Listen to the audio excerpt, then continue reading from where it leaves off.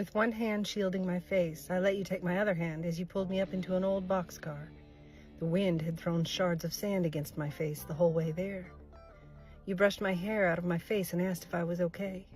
I shrugged you off, putting on a brave face, because the last thing you needed was to coddle me in my fear.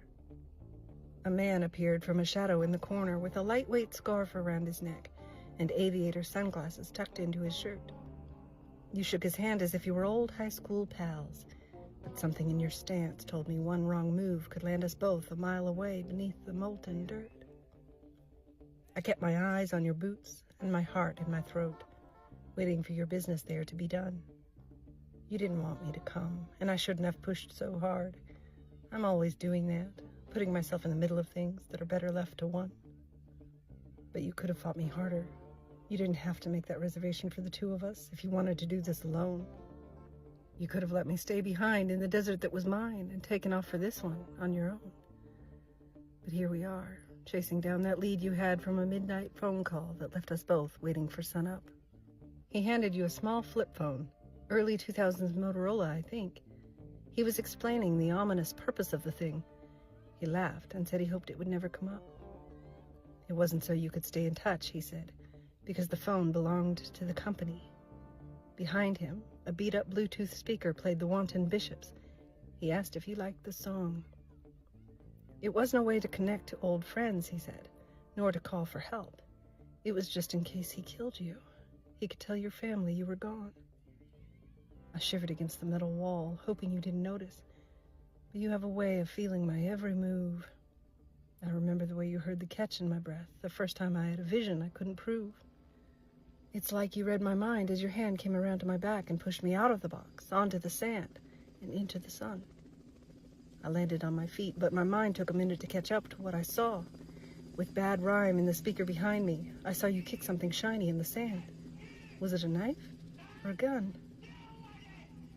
It was a gun, you remind me, wincing from the pain. Pushing my hair behind an ear as you shift under the sheets, you tell me again about the scuffle with the men and the dirt bike that carried us away down war-torn streets. My memory is terrible, I say with a sigh. You're always helping me hang on to things you'd rather forget. I'm wearing only underwear sitting up next to you, tending to wounds you might never have had if only the lights had been red.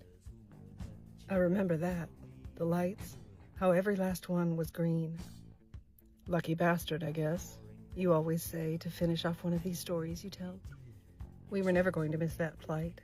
Everything was against us that night. This dance with the universe I know too well. I press another cloth to the gash on your shoulder, making note of the 3 that remain and how much gauze is left on the roll.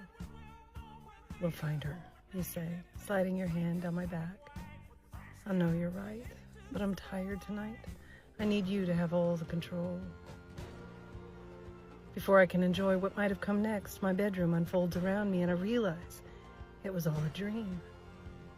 Every few months it happens this way. The lives we've shared in other times and places remind me who you are is different and still the same. You're always someone else, but I know it's you. This time it was blonde hair and green eyes, like the last time, but your tattoos were only on one arm, and you hadn't been a pilot before.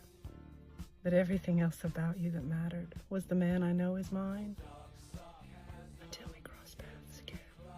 I hear you whisper from my pillow, just as I've noted the dream in my phone. I remember that time in the woods when you asked me if I'd love you 10 feet tall. I laughed and said, even 2 feet small.